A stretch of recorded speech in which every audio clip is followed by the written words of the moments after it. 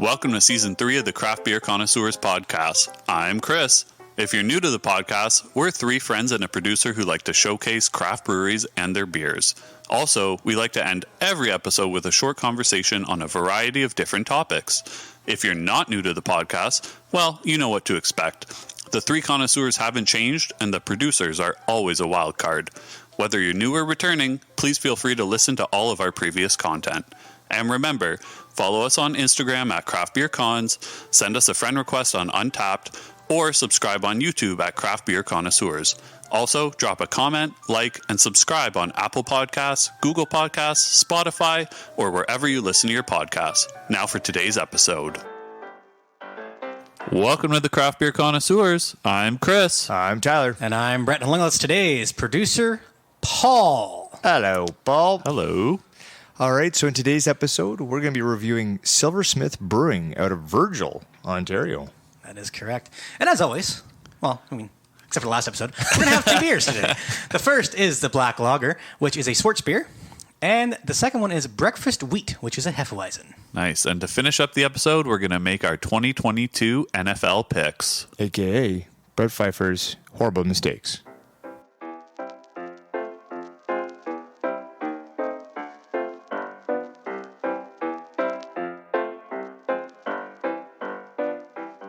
And we are back. So Silversmith is located at 1523 Niagara Stone Road in, like we mentioned, Virgil, Ontario. So it's very close to Niagara-on-the-Lake. It's kind of like right on the main road as you're heading into Niagara-on-the-Lake. Mm-hmm. It's in what used to be a church, which dates all the way back to the 1890s. I love when they do this. Yeah. Right. I love when breweries. And I'm sure we'll talk about it, but we've seen a couple other breweries that have done something similar. Sure have. So the building, as you might expect since it was a church, features vaulted ceilings, timber beams, and brick walls, and the bar is made out of reclaimed barnwood. Yes. Nice. I do like, it's one of those things that churches have such high ceilings, so it makes it a lot easier to bring in tanks and everything else like that That's true. To brew stuff. So the Silversmith story dates back to 2011. Yeah, English. Try saying Silversmith 3 times fast, please. So at the time, in 2011, there were 38 wineries and 0 breweries.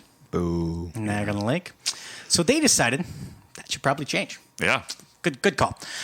So the church was bought, moved all the equipment in, and made it their home. And it's not only a brewery today, but also a beer hall that brings together the craft beer community and those outside of it together. Very nice. So the brewery is proudly defining the craft beer experience of the Niagara region today with the historic property and the old school but modern look. Maybe old church but modern look. Yeah. I see what you did there. Not an old one-room schoolhouse. Yeah, right?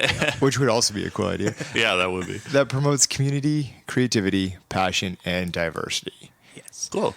Well, as you may have seen in our Instagram posts, and if you've had any Silversmith beers before, you'll notice their logo. And it is basically the stained glass window that you might see at the brewery.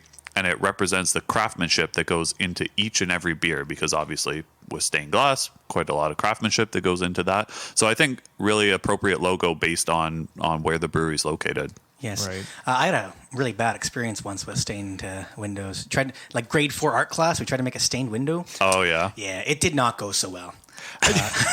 I love these side stories that we pick up throughout this whole podcast. It's just not. You never know where it's gonna go. Like, oh, actually, in grade 4, I had it. And here we go. Let's see if we can bring this together. The things I can remember. Anyway, so pre-COVID, Silversmith partnered with the Niagara College Brewmaster Program, which allowed students to create a different all-natural cask beer every week. That's cool. Yes, I thought that was a really good initiative that they started. Obviously, kind of went on the back burner because, COVID.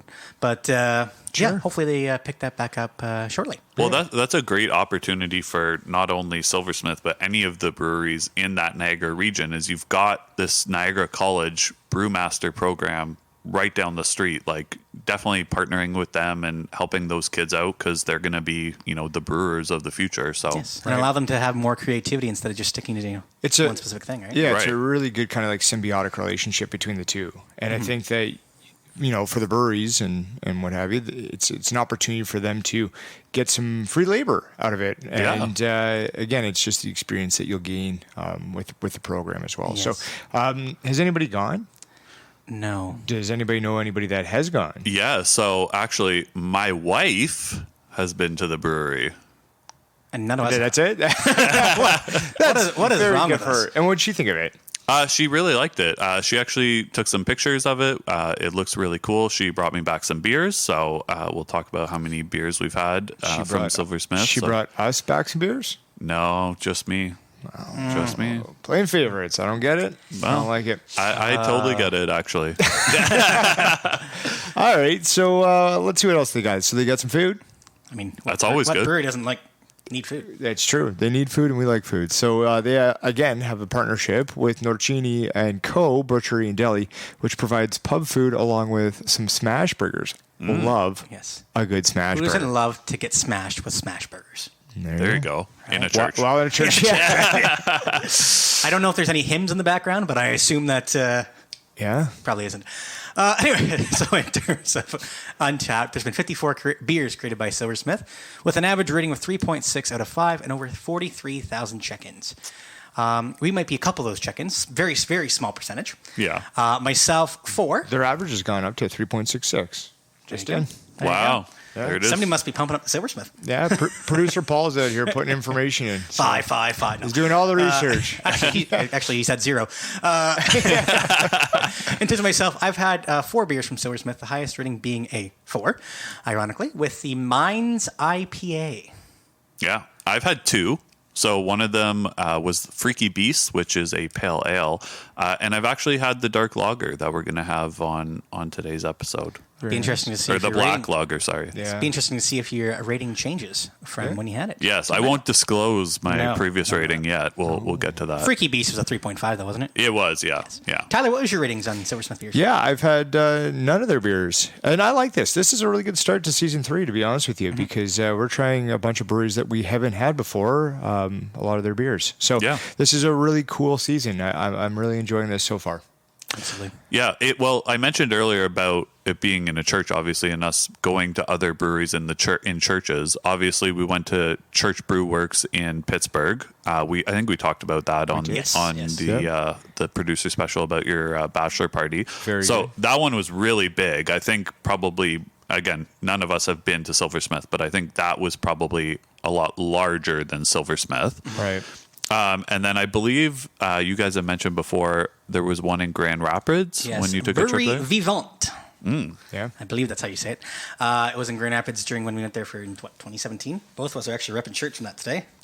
We are. That is awkward. We didn't plan it at all. but awkward. we were there.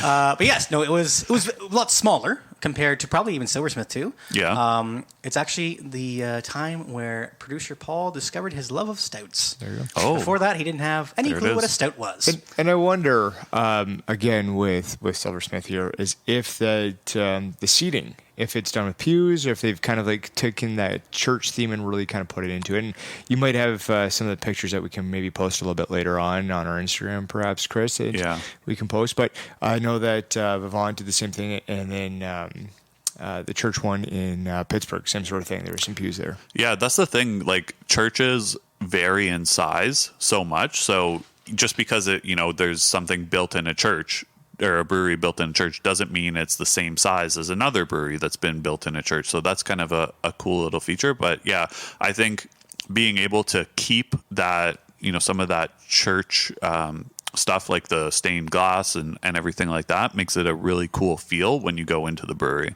Yes, I'm a big fan of when breweries kind of, again, keep things that had the original building, like a church Yeah. or like an old like, Repurpose. industrial shop or anything like that. Yeah. Repurpose it, but still have that old, just even 1 or 2 things Sure. to signify the history of the building. And producer Paul is giving us some pictures here. So on the one side, it looks like a bench style, which could be, again, repurposed pews. So In Silversmith, right? in Silversmith, Yeah. yep. Well, if you want to get Silversmith beers, they do deliver free within the Niagara region. So if you're there, they don't actually ship across Ontario, though. It's coming. Not yet. Yeah. However, they did make an exception for the craft beer connoisseurs. So Thank you. yeah. Look at us go. And then if you're in Niagara-on-the-Lake or in that region, you can visit the brewery Sunday to Wednesday. They're open 11 to 9. Thursday to Saturday, they are open 11 to 10. Yes. And just in terms, producer Paul's bringing up a good point in terms of LCBOs. Is there anything in LCBOs, grocery stores? I believe they do have a couple of their products in there. That's where I found all the Silversmith stuff was from LCBOs. I wouldn't be surprised if the black lager was in the LCBO. And that's their main staple, right? Yeah, That's exactly. their award winner, which we'll get to in a minute. So you can probably find that in the LCBOs. Other ones, I think it just depends on the season. So by all means, please check your local LCBOs for any Silversmith product. Yeah, and like we mentioned, you'll see that stained glass window and you'll be able to say, hey, that's Silversmith. Exactly. So we're going to link to their information on our social media so you can get a hold of their beers. All right. Shall we, boys? We Shall we go to church? Yeah. Let's first do beer? it.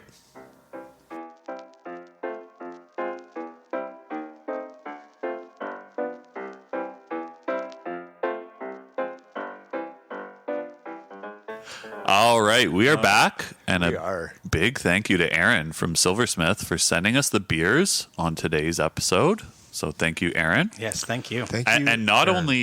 only the 2 beers we're having, but she also sent another one for us Don't you love when that happens? called Dam Buster. So Don't you love when that happens? I Just do. Damn, that's great. I do You love get it. Yeah. 2, and then all of a sudden, you get more. So eloquent.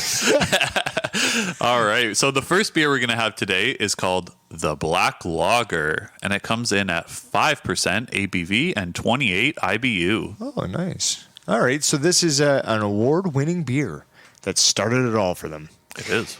This beer should pour an opaque dark brown color with a creamy tan head, a medium body with a crisp, clean finish. Sounds delicious. It does. Brett, give us some more information on what we could maybe be Well, I'm tasting. just here. going to touch on the awards that you Oh, said. yeah. Oh, please sure, do. yeah. That's a good idea. Yeah. So, in 2017, it was a gold for Canada at the World Beer Awards. Wow. 2018, silver. And 2019, winner. Yeah. It's funny how it's gold, silver, winner. So I guess gold in 19? I'm going to go with yes. I really hope winner doesn't mean like participation trophy. Right. Anyway, this black lager will have balanced flavors of toasted malt, chocolate, and coffee. And this beer will pair well with hearty meats, barbecue, and sausage. Oh, Nice. Oh, that sounds lovely. So as always, on Untapped, you can follow us at Craft Beer Connoisseurs and on our Instagram at Craft Beer Cons. So this black lager has 9,640 check-ins, approximately, with an average rating of 3.76 out of 5. So we are drinking this out of the can. There's been 1,200 check-ins in the can at 3.82, and the draft about 2,400 check-ins with a 3.91. So quite a bit higher than the average. I wonder where those other 4,000 check-ins are from. I don't know. There you go. So, yeah, I guess you probably want to go to the actual brewery and have this on draft if you could. Well, I think this would could be get a it. staple Sure. in terms of a flight if they had Yeah. flights. Oh, This would be a absolutely. staple for sure. All right, let's grab the can, let's grab the glass, and let's open her up. Nice. Now, be careful pouring this one, guys. All right. So we are drinking this out of a pint glass. So make sure to use your proper glassware. Get a little bit of head on there, That nice tan head. and it holds true to what it's supposed to be, yeah. Producer Paul coming in 395 5 out of 5s for this beer. Wow. That's Pretty good. Yeah. And we all have a very, very good pours, it looks like. Yeah. Good job, guys. Yes, well done. No spillage. No spillage. Well We like done. that. Perfect. That tan head is there. That it's definitely a black lager. It is black. Yeah. And that head is it's quite frothy. It almost has like a stout appearance. Yes. Yes. If you were to kind of say, hey, what does this beer look like? You'd say, it's a stout. Almost stouty, yeah, for sure. But it's not. Yeah. And then on the nose, it's got a little bit of that sweet malt flavor, or sorry, scent, Okay. which kind of, once you smell it, you'll be like, no, that's not a stout. But definitely kind of like dark bready notes coming through Yeah, on the nose. I'm getting a little caramel, Yeah. like Yeah, a that's a good one. dark caramel on it, for sure. Almost a little coffee, too. Yeah, Yeah, a little bit actually. So it kind of does fall in line with a little bit of a stout kind of on It's all the got all the look. characteristics, yeah. A little bit, yeah. Yeah. Yeah. Should we maybe taste it here? I'm getting a little. parched. It's a little thirsty. Let's do it. Thirsty here. Brett, why don't you talk about the can, actually, if we start sipping it and Yeah. give us a little bit of a walk through that. So again, that little stained glass window, it's all black on the label. Who could have thought? Black lager. Makes sense. Yeah, right. They also have the lovely QR code. They have ventured into the times of 2022 where QR codes are everything. So I believe if you are to scan their QR code, would it take you to their website? It does. There you go. Yes, I did try it out. It would be really strange if it sent you somewhere else. Makes a lot of sense. Sends you to the Craft Beer Connoisseurs website. It goes to their website, and yeah, I mean, just the layout of the can and everything else is really nice with the stained glass on the one side, and then you do have all the information of the title lined up really nicely with the alcohol percentage and everything else. So it's good. Beer wise. Yeah, I've had a liquid in the can. Yes, I've had a few sips of this, and definitely getting a little bit of that bready and caramelness, like we mentioned, on the nose, and it definitely has that more distinct dark lager flavor. Like, you know, it doesn't taste like a light lager, for example. Now, you may think I'm stupid. No. Well, okay. I guess we'll find out. I should reserve judgment. Yeah. So I'm almost thinking this beer is almost like a hybrid between like a crushable stout and a Kolsch. Okay. In terms of you get that caramelness, but you also get that heavy breadiness. All right. Have you ever sip? Yeah. No, I'm not saying I'm fully on, but I feel as though I'm partially. You're totally entitled to your opinion on it. I'm definitely getting like a strong, heavy toasted malt. Yeah. With this, right? So like a darker malt that is then again like it's nicely toasted. Yeah, and I will say with the ingredients on the can, they note that it's brewed with malted barley and malted wheat. And usually that when you use wheat, it gives it a little bit more of like a thicker mouthfeel. And I kind of get a little bit, like nothing crazy, but a little bit thicker than you might expect in a traditional lager. So, yeah, we've had this malt before, I believe. I feel like we've tried this exact malt during a recent brewery experience that we had. I don't know if it is or not, but the chocolate malt. Yeah, like that very like that chocolatey malt. It does make sense to get a chocolate flavor with chocolate malt, doesn't it? Yeah, but it's like a toasted chocolate kind of maltiness to it. And I'm getting more of the chocolate on the back, and now that I'm getting myself more through it, sure, I'm getting the chocolate. A lot more. Yeah, I agree. And a little bit of bitterness, like nothing crazy, but a bit of bitterness as well. Yeah. Shall I read out the top 5 flavor profiles? Sure. Number 1 flavor, dark. Sure looks dark. Yeah. I mean... Flavor dark. I wouldn't say it necessarily tastes dark. Why can't it be characteristics instead of flavor profiles? Yeah. Like, you know what I mean? Like, but even then, dark is such a cop-out. Yes. Yeah, for sure. Number 2 is smooth. It is pretty smooth, I think. I mean, smooth. It's a lager, so you would expect it to be smooth. It's definitely one that I don't think it'd have more than 2 or 3 of these, but I could definitely have another one. Yeah. Okay. Number 3, coffee. I'm not really getting coffee on it. No, more the chocolate than the coffee. Which is good for me at least because I'm a bigger fan of chocolate versus coffee. Sure. Right. You mentioned chocolate on the back end, which I am getting. So I think I would replace that with replace coffee with chocolate. Yep. 4, malty. Yeah. So, I mean, if we were a little bit more specific, right, I think we would probably go bready, caramelly. That's kind of what Paul's saying as well. Yeah. And then 5, light.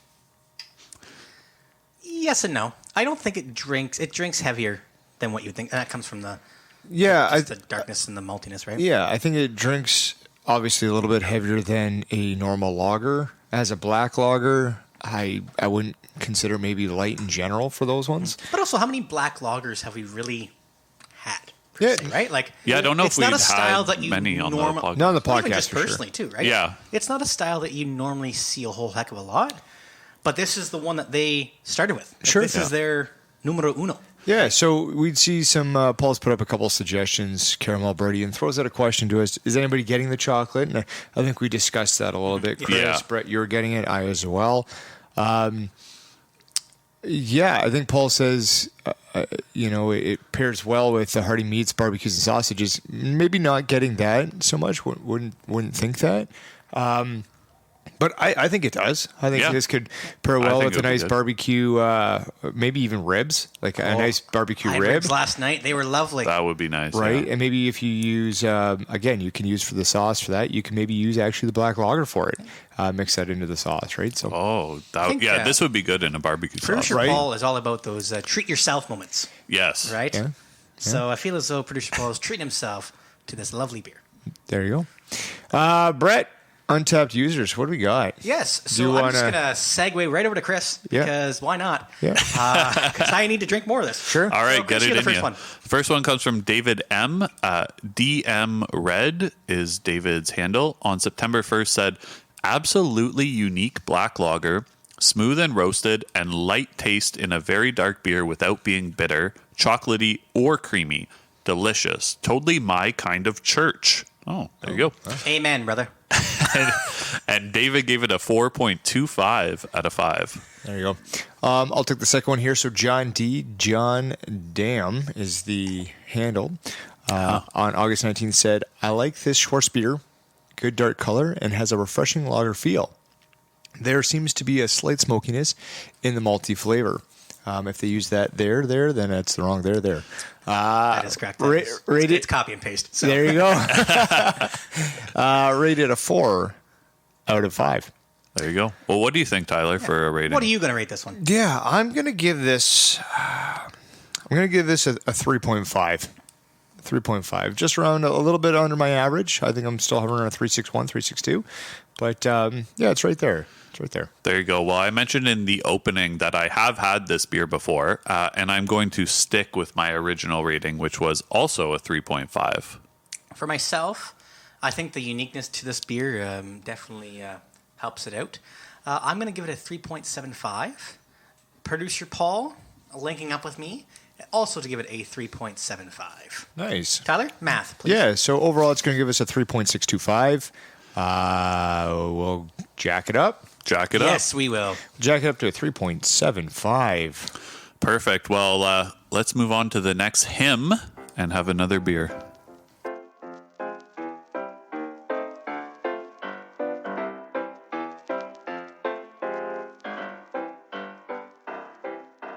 Does anybody, like breakfast? Oh, I love breakfast. You know what? I could take it or leave it. I don't usually have it, but when I have it, I enjoy it. Does anybody like wheat?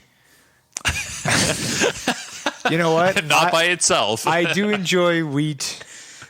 Like beverages. a shredded wheat, maybe? Yes. Should we? Nah. What about breakfast wheat? Well, I guess we're going to find out, aren't we? We will find out. So the second beer today is called Breakfast Wheat, 5.2 ABV. And on the website, 16 IBUs. On the can, 14 IBUs. So obviously, we know that this beer has 15 IBUs. You know what? I got a very, while you were walking through that whole thing, I felt like you were calling mockery of Whose Line Is It Anyways, trying to do a skit. I don't know. Newsflash? Like when he's behind the green screen? Yeah. And this you know what? That is definitely going to be a topic for an episode. It's just our favorite Whose Line Is It Anyway moments. Yeah, it's just funny. Do you like this, or is the CD one, the music? Oh, yes. Do you like this kind of music? This? Well, how about something that doesn't make any sense at all? And then Wayne Brady would go. Do you like 80s rock? Here's a church hymn. Exactly. That's what I thought you were doing with it. All right, let's move on here. So, brewed in the classic tradition of the Weissbier style, this is an unfiltered ale. The brewer's yeast is left in suspension, making the beer slightly cloudy. A golden yellow color is what we hope to see with a white pillowy head. Again, that's what we'd like to see. Flavors of banana and clove should come through in this one. Yeah, as long as the banana doesn't, overpower. And we'll find out. Yep. Light to medium bodied on the palate with a fruitful, revitalizing finish. Ooh. Wow, nice. Nice, yeah. So, this breakfast wheat pairs well with salads, seafood, cheese, and bright-eyed, sunshine-filled moments. Wow. Mm-hmm. None of those are really breakfast foods, but... Well, yes, because one's a moment. So you can't eat a moment. Well, you could try. So on Untappd, there are 3,800 check-ins with an average rating of 3.62 bottle caps out of 5. The can has 76 check-ins only, apparently. I think Untappd is being a little funky. With a 3.61, and draft, there's 560 check-ins with a 3.63 average. Now, How many 5 out of 5s, you ask? 101. Do you like Dalmatians?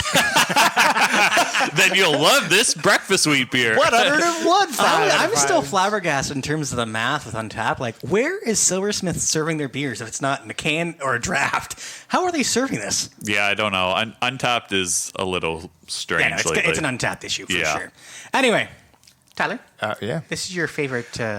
Yeah, before we to get do. there, I'm going to make a comment as you're going to describe what the can looks like, but the can has changed. So I'll give that to you. I'm going to grab my beer, Yes, I'm going it to grab has. my glass, and I'm going to do my part, and then you can talk about the differences. I will.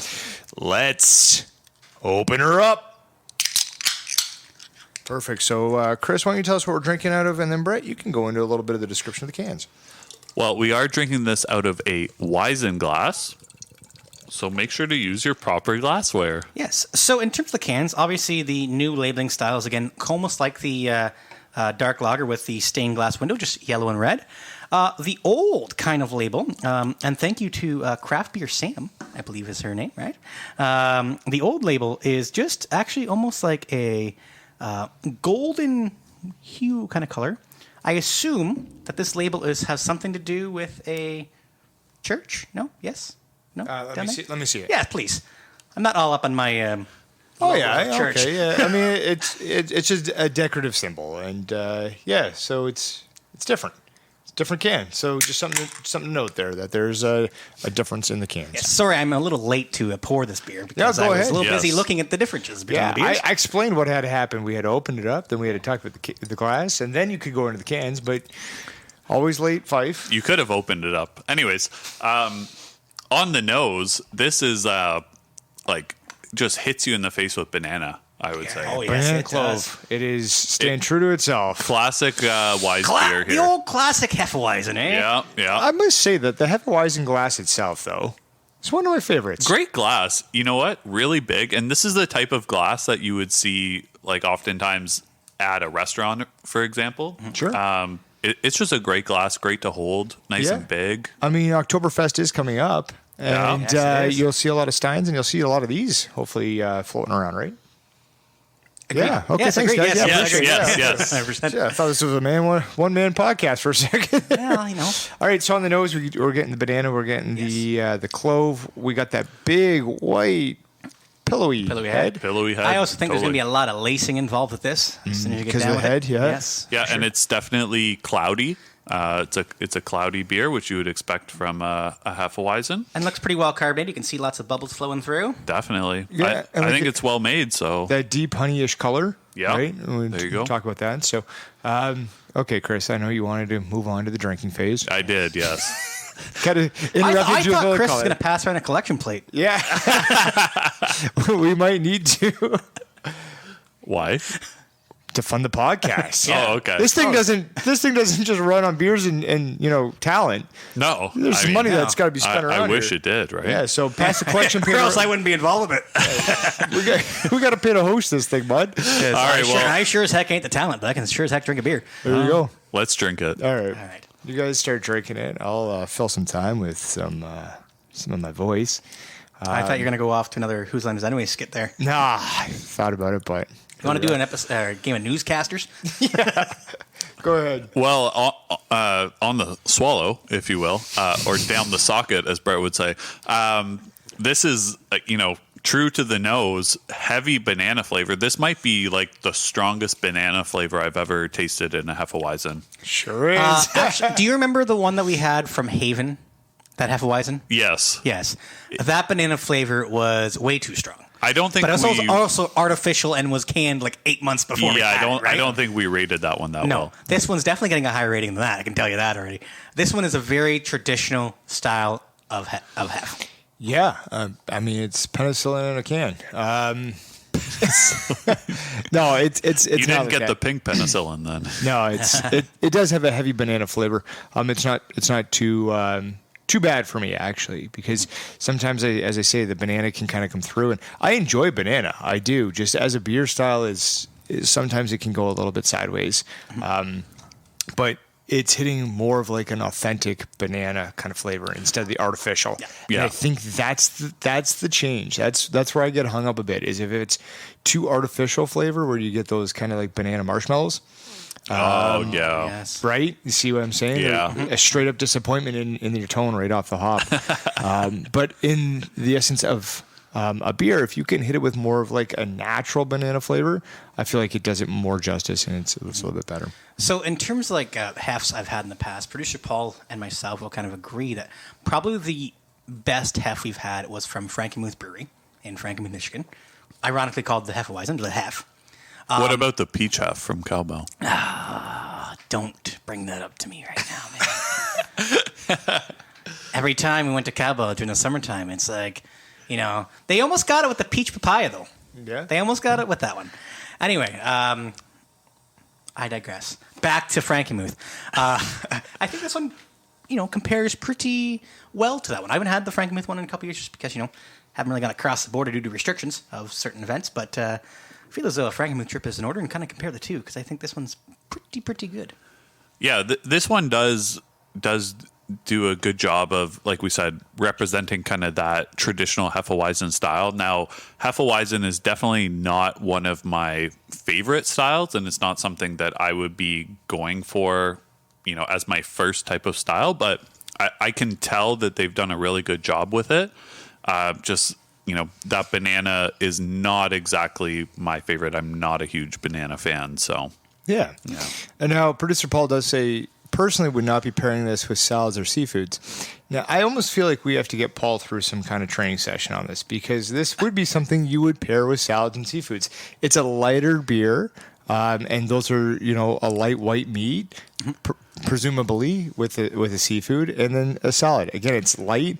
You want to have that kind of freshness feeling, right? And that's kind of what that was. Paul, what about a lightly marinated chicken breast? Yeah, again, it's got to be a white meat, right? Which would fall in line with the seafood.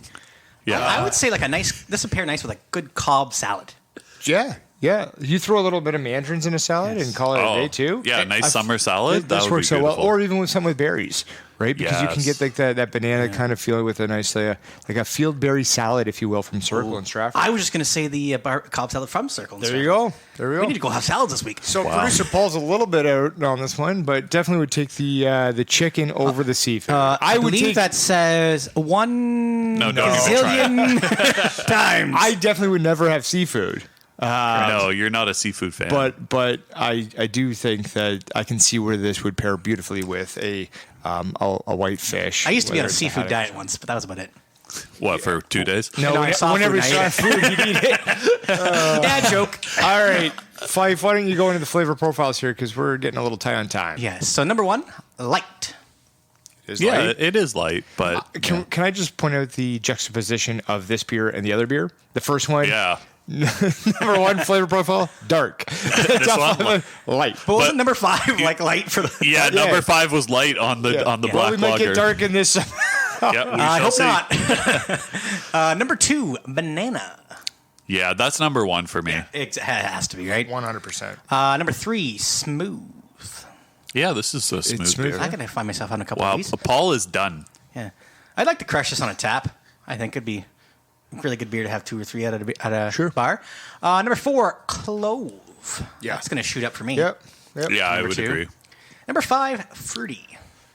Yeah, I mean, it is fruity because there's banana flavor. Other than the banana, though, there's not like a fruity flavor. Lots of potassium coming through this. Yeah. The one thing I will mention is that on the back end of this is the banana is still there, but it does say fruitful revitalization finish. And I think this finishes really well.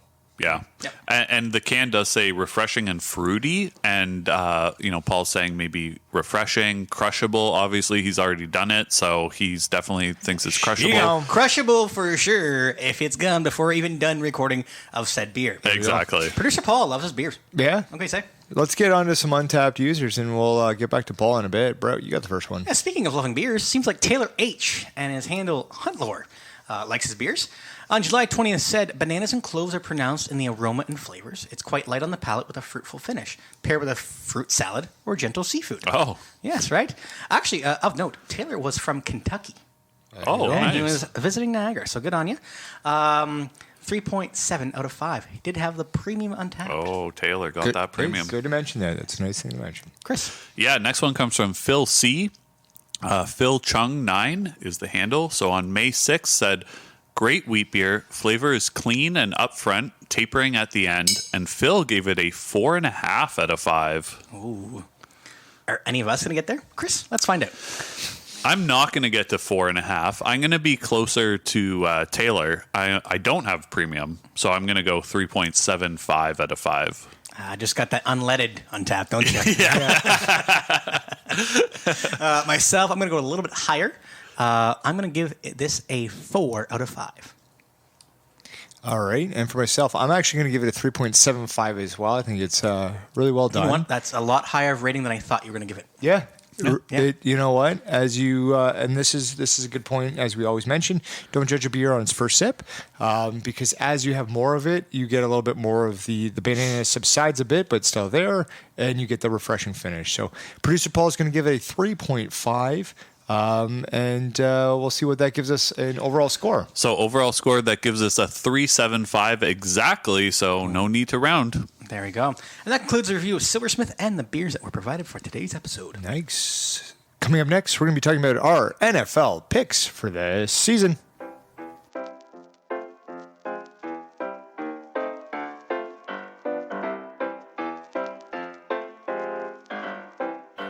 All right, so we're back, and of course we're going to talk about church. Oh, no, we're not. Well, something to do with Sundays. Yeah, so Sunday. some might call NFL a religion, right? Some would. Fair? Yeah. There you go. So There's your we're tie-in. I would not. NFL season just started. If you're listening to this when it came out, so disclaimer: we did record this episode before Week 1. Okay. You can't give away the secrets, man. Well, it's important because we're going to make our picks for the season, and no games have been played, so I think that's important. Fair enough. That is important. Yeah. Fair enough. So, All right. do you want to do AFC East and we all go across and then North and Southwest and continue? Yeah, what we're going to do, we're going to give our picks for all the division winners, plus the 3 wild cards, plus the conference representative in the Super Bowl. Sure. Okay, and then we're going to give our Super Bowl winner at the end. And we will, come January and February, circle back to this. We'll call it the Fife Accountability Tour. Absolutely. All right. So AFC East first, I'm picking the Bills. This is probably the easiest one. Yes. Yes, it is. The Bills. I as well have the Bills, and producer Paul also has the Bills. There you go. So out of the North, what do you got? The AFC North, I'm going with the Cincinnati Bengals. Baltimore Ravens. I also have the Ravens, and producer Paul with the Ravens. Wow. Now, I want everybody to know that I do have mine written down. I'm not So looking do up on I. the fly So like do some I. people. Producer yeah. Paul I has don't- also put theirs into the designated chart, I'm which we're I'm more going of a fly guy. You're a fly guy, Yeah, all right? you are. All right, so the AFC South, this is probably the worst division in football. Yeah. I'm going with Indianapolis. I do not trust Matt Ryan, but they're about the best team in that division. My friend Garrett would hate me if I didn't pick the Colts, so I'm going to go with the Colts. I'm going with the Titans. Oh, Yeah. okay.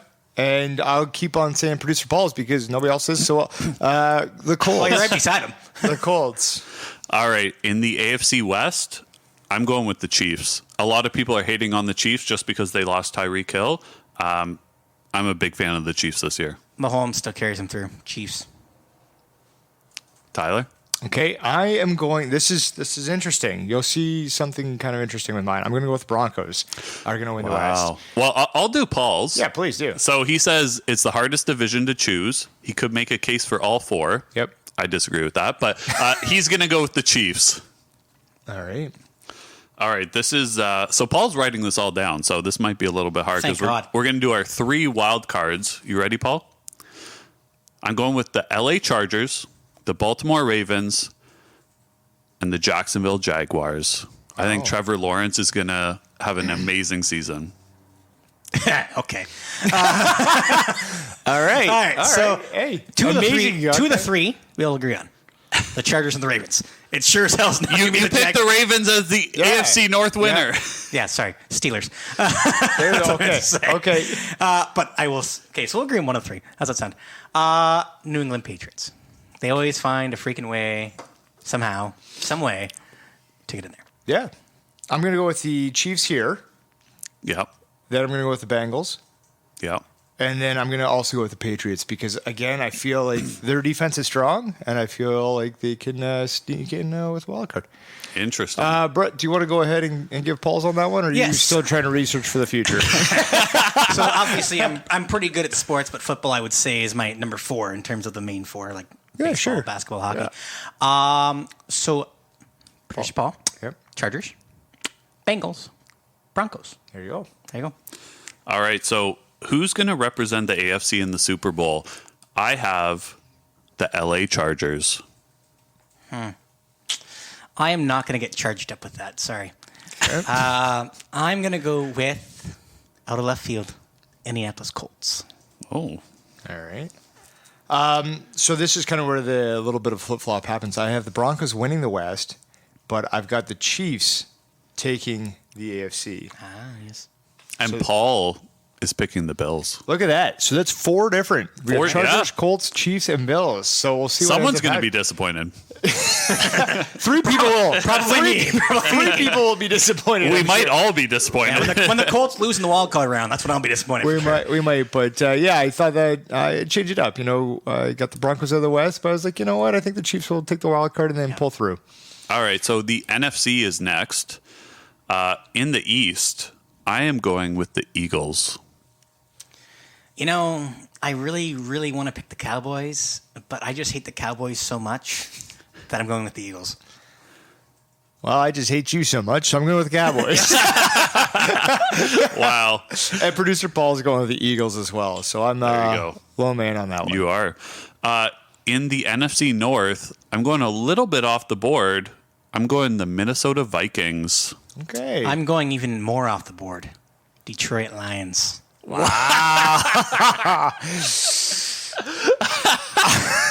going with the Packers. And you might need some bags to pack because if you're going with the Lions, producer Paul, also the Packers. Chris, if you could do Paul's this one. And then God, Brett, I'm gonna look real good when that doesn't happen. So the NFC South, I think we'll probably have a clean sweep here. I'm going with the Bucks as long as Tom Brady stays playing the entire season and doesn't retire Stays again. as Tom Brady. Yeah. It's the Bucks for sure to that. Yeah, Even yeah. I know that. We got a clean sweep there. I'm Bucks as well as producer Paul. I said you could do it, Chris, but Yeah, I'll get this one. Excellent. So in the West, I'm going with the defending Super Bowl champions, LA Rams. I'm also going with the Rams. I am with the 49ers. There you go. And so is Paul. Yeah. Wow. That's 3 of the 4 that are pretty well spot on. So the 3 wild cards, I'm going with the Packers, the Niners, and the Cowboys. Okay, so almost my top picks. Yeah, I Yeah. was going to say I'm actually going with the same Packers, 49ers, and Cowboys. You sure you want the Lions in there too? Hey, somebody's got to be a surprise. Call it a Lions. And if anybody's going to do it, either the Detroit Lions or they're going to go 0-16 or 0-17 now, I guess. One There of you the two. go. They'll figure it out. I'm going with the Eagles, the Vikings, and then the Rams. So There you go. Chris and I almost flip-flop between who's actually winning it. And But we have the same teams. We do. Yeah. Yep. And Paul is going Cowboys, Rams, Saints. Interesting Saints, with yes. the Saints, yeah. If there was a 4th wild card, probably would have been the Saints. So well, in terms of who's representing the NFC in the Super Bowl, I'm going with the Rams. So I have an LA versus LA Super Bowl. And the Super Bowl's not being played in LA this year, is it? It is not because it was there last year. Exactly. That'd be weird. Anyway, I am going with the Tampa Bay Buccaneers. I'm going with the Packers. Are going to come out of there. And Paul is going with the Buccaneers also. Interesting. So in terms of who's going to win the Super Bowl, like I mentioned, I have the 2 LA teams. I'm going to pick the Chargers. LA is winning. Going with Team LA. That could have been my cop out. Yeah. For myself, I think Birdie does one more and then retires. So I'm going to go with the You're Bucks. sure not going to go with the Lions? Well, I can't because I know it's something you'd say. I'm going to go with the Toronto Argonauts, please. So yours was Colts and Bucks? Yeah. And you're picking the Bucks. Correct. Mine's Chiefs and Packers. And again, out of the wild card was the Chiefs, and I'm going to have the Chiefs win it all out of the wild card. Patty Mahomes doing it again, eh? There you go. And Paul had the Bills and the Bucks. So he's saying the Bills are finally going to get over their nemesis Brady, and they're going to win the Super Bowl. There you go. There it is. There it is. All right. So that's our picks for the upcoming NFL season. And we're going to check in with that later. And now we're going to wrap it And up. whatever I picked, don't pick it. Yeah. Remember that.